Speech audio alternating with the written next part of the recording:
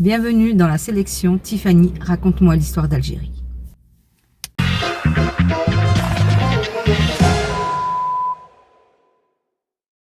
Salam alaikum tout le monde, j'espère que vous allez bien et que votre famille se porte bien. Alors aujourd'hui, on va parler de l'histoire, parce que vous savez que c'est une chaîne où je suis passionnée de l'histoire, mais de l'Algérie. Et je suis tombée sur une vidéo qui est magnifique. Il est vrai que quand on parle de journalistes, on en parle souvent dans de mauvais termes, parce que c'est l'expérience que l'on a. C'est l'expérience que l'on a quand les journalistes parlent de l'Algérie. On est souvent déçus. C'est pour ça que beaucoup d'entre nous et beaucoup de personnes et de plus en plus ne regardent plus ce genre de chaîne, CNews, BFM, enfin. Mais il y a quand même quelques journalistes qui sortent du lot. Et moi, j'ai envie de leur faire honneur. Aujourd'hui, je vais vous parler de Jean-Michel Apathy. Alors, il a fait cette révélation-là que je vous mets tout de suite. Le journaliste français Jean-Michel Apathy, victime de la haine anti-algérienne. Le journaliste fait l'objet de plusieurs plaintes au niveau de l'instance de régulation audiovisuelle française, Arcom, pour avoir comparé les crimes coloniaux en Algérie aux crimes commis par les nazis en France. Il a été sanctionné par RTL et a annoncé quitter cette chaîne de radio. Il affirme que les médias reflètent aujourd'hui une culture dominante, celle de la négation de l'histoire. Rina Lohari. On s'est comporté comme des nazis en Algérie? Mais les nazis n'existaient pas, on ne s'est pas comporté comme des nazis. Les nazis se sont comportés comme nous l'avons fait en Algérie. Combien de femmes, combien de femmes, d'enfants, mais... On n'a pas mis des... Ah mais vous ne connaissez pas du tout l'histoire de la conquête, de l'Algérie par la France. Vous voyez, j'ai mais vous ne la connaissez pas du tout. Vous ne savez pas du tout que les villageois fuyaient les colonnes des soldats français. 15 jours après avoir déclenché une vive polémique en comparant le massacre d'Orandour sur Glane par les nazis et la colonisation française de l'Algérie, Jean-Michel Apathy annonce son départ définitif de la radio française RTL.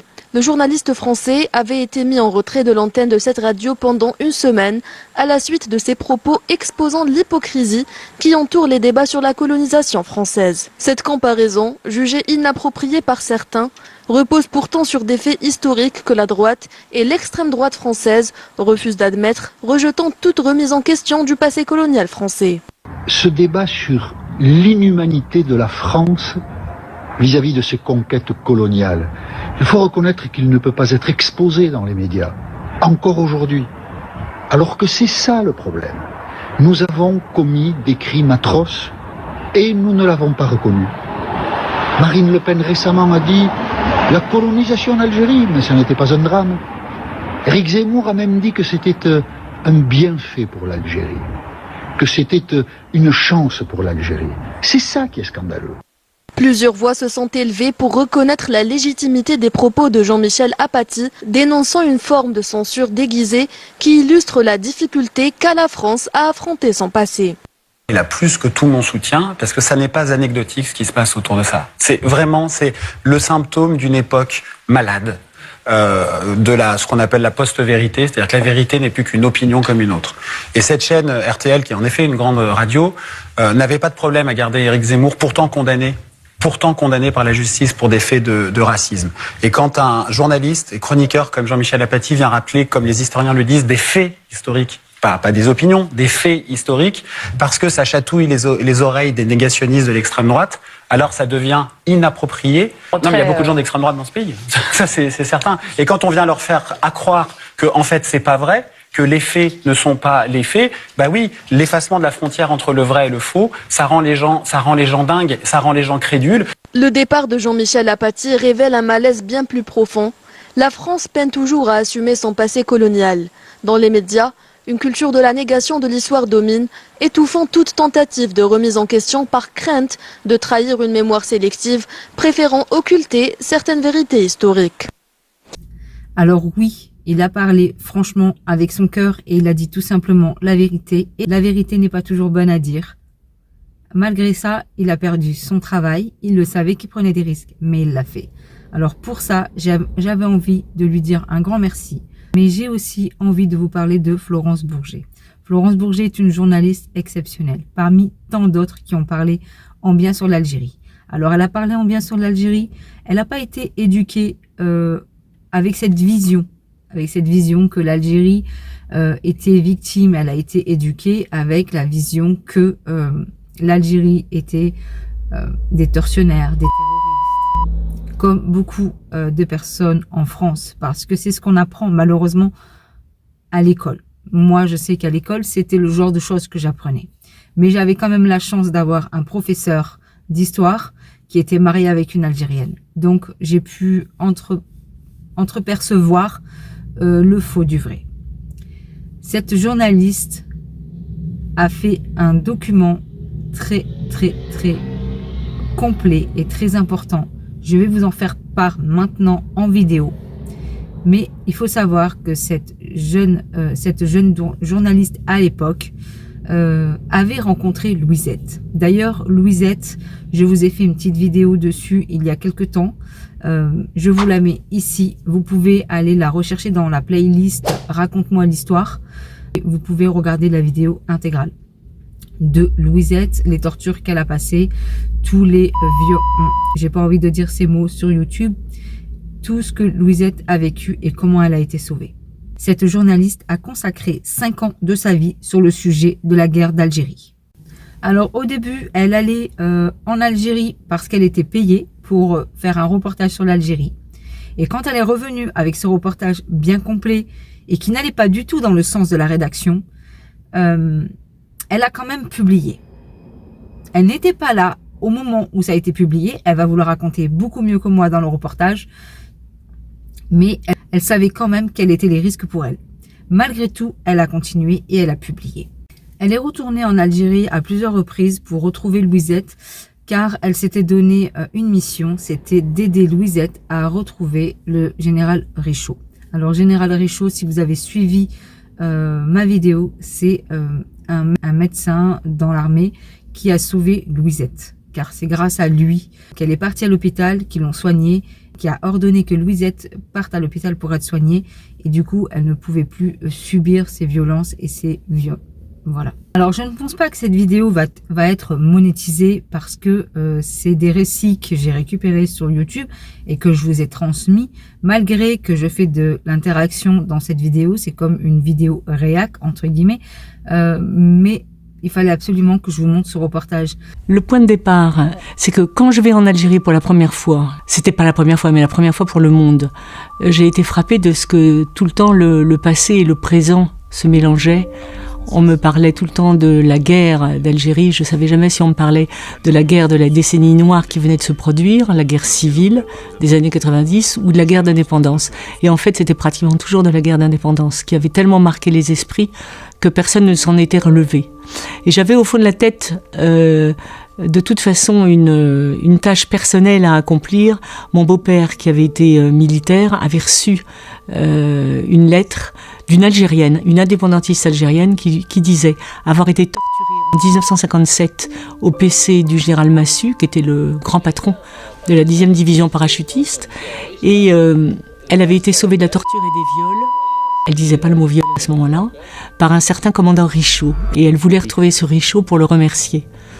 Donc, si vous voulez, tous mes premiers séjours en Algérie, je les ai faits professionnellement pour le monde, et de façon privée, pour aider cette femme à retrouver Richaud.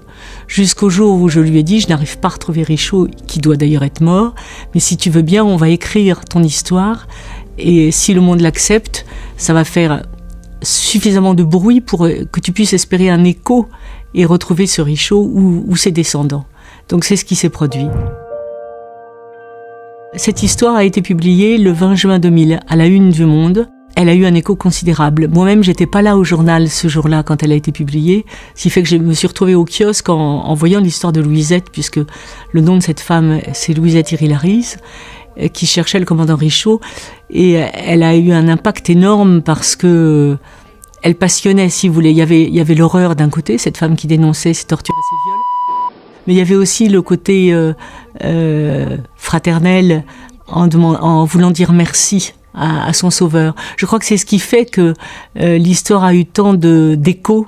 J'avais pas écrit intentionnellement comme ça, mais il se trouve que c'était le fond de l'histoire. C'était pas vraiment seulement dénoncer, mais remercier. Et là, je me suis retrouvée avec un problème majeur, c'est que Edoui Plenel n'a pas cru à mon histoire et elle avait été publiée finalement sans son accord. Il n'était pas là le jour de la publication. Donc il n'y avait que le point de vue de Louisa Thierry-Larize, il n'y avait pas la défense de Massu et de Bijard, qui étaient encore vivants à cette époque. Et il m'a dit que j'avais fait une faute professionnelle. Ce en quoi je me suis défendue en lui disant il y a des rédacteurs en chef, il y a un directeur de la rédaction, et je ne pensais pas que l'article serait publié tel quel comme ça. J'ai essayé de me défendre. Le ton est devenu assez virulent entre nous, au point que j'ai donné ma démission du Monde. J'y étais entrée 6 mois plus tôt, en janvier 2000, et en juin 2000, j'ai donné ma démission à Plenel en lui disant puisque tu me crois pas, je préfère partir. Mais je vais retourner en Algérie demain, sous-entendu à mes propres frais, et des Louisa Thierry-Larize, donc des histoires de viol, je te ramènerai par dizaines. Il m'a répondu, tu vas aller faire une interview de Général Massu, qui est incriminé dans l'article, et une autre de Bijard, incriminé lui aussi, et ça sera ta punition, ce qui a relancé notre affrontement. Mais j'ai été faire une interview de Massu et de Bijard, 2 interviews qui sont passées le lendemain. Ces 2 interviews se passent de façon diamétralement opposée. Je commençais par Massu, qui, à ma grande surprise, d'abord ne m'a pas accablé de reproches comme je pensais qu'il allait le faire. Et là, à ma grande surprise, il m'a dit, mais vous savez, ce commandant Richaud, que votre ami, c'était pas une amie, mais lui, il la prenait pour une amie, que votre ami recherche, Louisa Thierry-Larize, c'était un de mes meilleurs amis, c'était le médecin militaire de la 10e division parachutiste. Donc c'était Massu qui validait l'histoire de Louisette. Et comme il en a parlé au passé, je me suis douté tout de suite que ça voulait dire qu'il était mort. Et en effet, là encore par Massu, j'ai appris, et puis Louisette a appris comme ça aussi, que Richaud était mort 2 ans plus tôt. Et Massu, dans la foulée, c'est là où l'interview a eu un impact considérable, me dit, tout ça c'était au téléphone, me dit, quand je repense à l'Algérie, cela me désole, on aurait dû faire autrement. Et il parlait de la torture.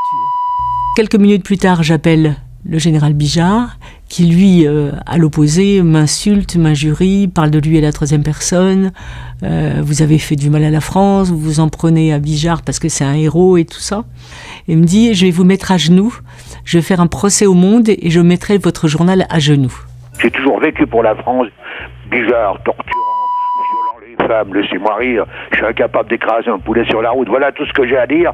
Mais tout ça, c'est tellement d'un ridicule, d'un faux. Je me demande qui a pu manipuler cet article 45 ans après. C'était la première fois depuis l'indépendance que l'un des acteurs les plus éminents, si vous voulez, de la guerre d'Algérie, et surtout de ce qu'on appelle improprement la bataille d'Alger, reconnaissait publiquement non seulement l'utilisation de la torture, mais regrettait son usage.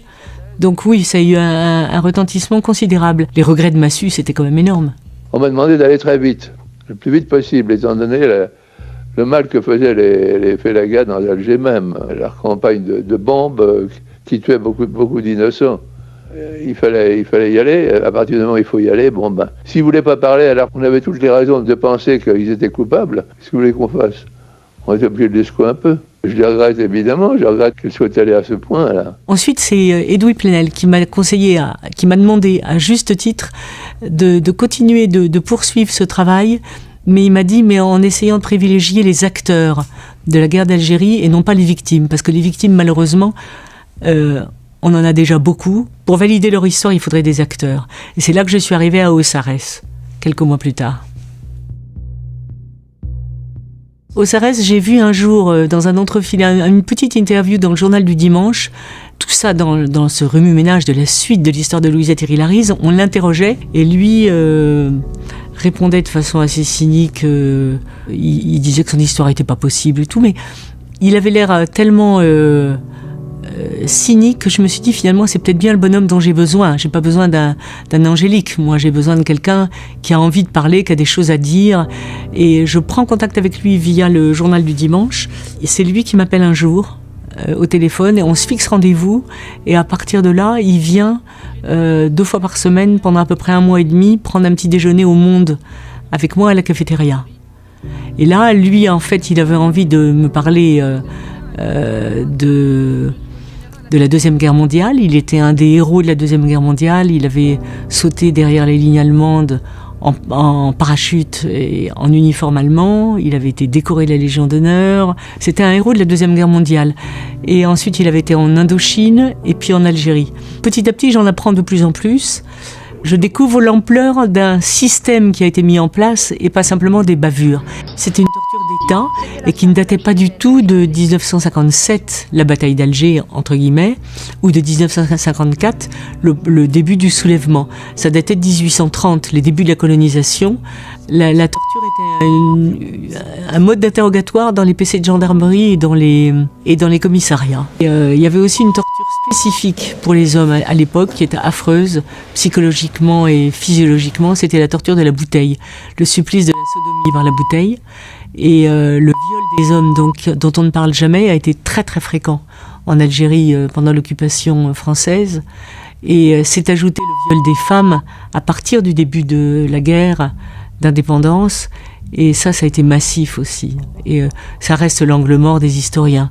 Je le rappelle souvent, mais on n'a évidemment pas d'archives là-dessus, pas d'archives militaires. Et l'ouverture des archives ne donnera rien là-dessus.